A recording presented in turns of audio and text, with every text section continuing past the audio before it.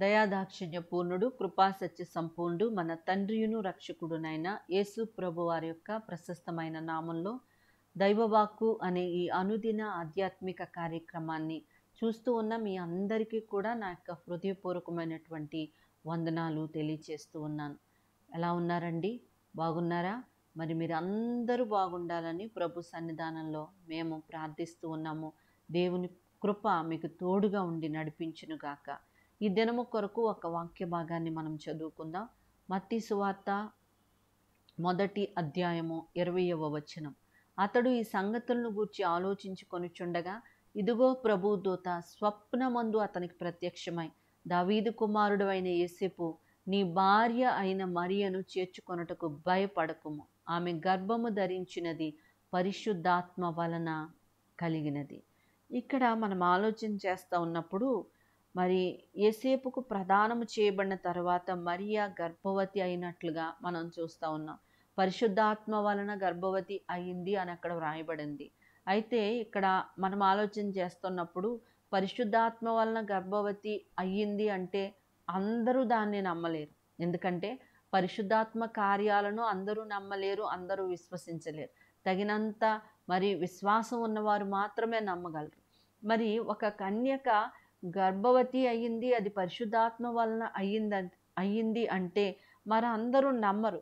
కాబట్టి ఆమెను అందరిలోనూ పిలిచి అల్లరి చేయకుండా రహస్యముగా ఆమెను విడిచి ఎక్కడికైనా వెళ్ళిపోవాలి అని ఒక ఆలోచన కలిగినటువంటి యోసేపు ఈ సంగతులను గూర్చి ఆలోచించుకుంటా ఉన్నాడు. ఏమి చేయాలో తెలియని పరిస్థితుల్లో ఆలోచించుకుంటూ ఉండగా ప్రభు దూత స్వప్నమందు అతనికి ప్రత్యక్షమై, దావీదు కుమారుడవైన యోసేపు అని మాట్లాడుతూ ఉన్నట్లుగా మనం చూస్తూ ఉన్నామండి. అంటే స్వప్నము ద్వారా కలలో దేవుని యొక్క దూత యోసేపుకు మాట్లాడుతూ ఉంది, యోసేపుకు డైరెక్షన్ ఇస్తూ ఉంది, ఏమి చెయ్యాలో ఏమి చేయకూడదో చెప్తా ఉంది. అంటే కలల ద్వారా ప్రభు మనతోటి మాట్లాడతాడు. ఈ యొక్క క్రిస్మస్లో మనం చూడగలం, ప్రవచనాల నెరవేర్పు చూడగలం, దర్శనాల గురించి చూడగలం, కళల గురించి మనం చూడగలం, మాట నెరవేరటం మనం చూడగలం. ఎన్నో విషయాలు ఈ యొక్క క్రిస్మస్లో మనం చూడగలం. ఇక్కడ మనం చూస్తున్నప్పుడు స్వప్నమందు ప్రభు దూత మాట్లాడుతూ ఉంది.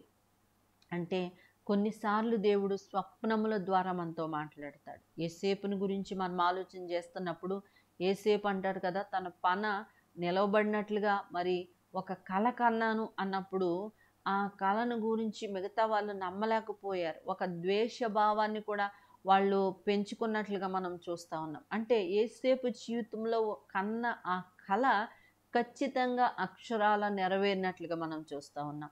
ఇక్కడ యోసేపు కూడా స్వప్నమందు దేవుని యొక్క దూత మాట్లాడుతూ ఉన్నట్లుగా మనం చూస్తూ ఉన్నాం.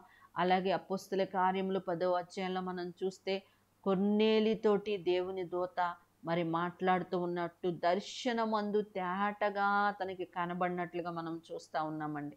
అంటే మనం నిద్రపోతున్నప్పుడు వచ్చేటువంటి ఆ యొక్క కళ, కొన్నిసార్లు ఆ కళలు కూడా మన జీవితంలో దేవుని డైరెక్షన్లో వస్తాయి, ఆ కళలు నెరవేరుతాయి. కొన్నిసార్లు దర్శనాలు, ఇక్కడ దర్శనాల గురించి మనం ఆలోచన చేస్తున్నప్పుడు ఈ యొక్క కొర్నేలికి దర్శనం వచ్చినట్లుగా, అలాగే పేతురుకు కూడా అక్కడ దర్శనం వచ్చినట్లుగా ఇలా చాలా విషయాలు ఇంకా వ్రాయబడి ఉన్నాయి. కాబట్టి మరి ఈ కళలు, దర్శనాలు మన జీవితాల్లో అవి దేవుడు ఎలవ్ చేసినప్పుడు, దేవుడు అవి మనకు అనుగ్రహించినప్పుడు వాటిలో ఉన్నటువంటి అర్థాన్ని కూడా మనం గమనించి దేవుని దగ్గర నుంచి వచ్చినటువంటి ఆ యొక్క స్వప్నాలు, దర్శనాలు ఏమైతే ఉన్నాయో వాటి డైరెక్షన్లో మనం ముందుకు సాగుదాము. దేవుడి మాటలు దీవించును గాక. ఆమేన్. ప్రార్థన చేసుకుందాం. ప్రియ పరలోకపు తండ్రి, మీకు స్తోత్రాలయ్యా. ఈ వాక్య భాగాల ద్వారా మీరు మాతో మాట్లాడుతూ ఉన్నందుకు నీకు స్తోత్రాలు నాయనా. యోసేపుకు ఏం చేయాలో ఏం చేయకూడదో అని ఆలోచనలో ఒక నాయన పరిస్థితుల్లో ఉన్నప్పుడు దూత స్వప్నమందు వచ్చి తేటగా మాట్లాడినట్లుగా మేము చూస్తూ ఉన్నాం. మా జీవితాల్లో కూడా కొన్నిసార్లు ఏం చేయాలో ఏం చేయకూడదో, ఎలా అడుగు వేయాలో ఎలా వేయకూడదో, ఎవరి మాట వినాలో ఎవరి మాట వినకూడదో, ఏ నిర్ణయం తీసుకోవాలో తెలియని పరిస్థితుల్లో నాయనా మేమున్నప్పుడు ప్రభా మీ డైరెక్షన్ ప్రభా మీరు మాకు దయచేయమని, కళల ద్వారా మాతో మాట్లాడండి, దర్శనాల ద్వారా మాతో మీరు మాట్లాడండి అయ్యా.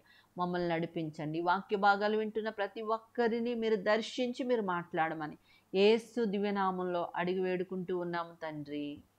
ఆమెన్.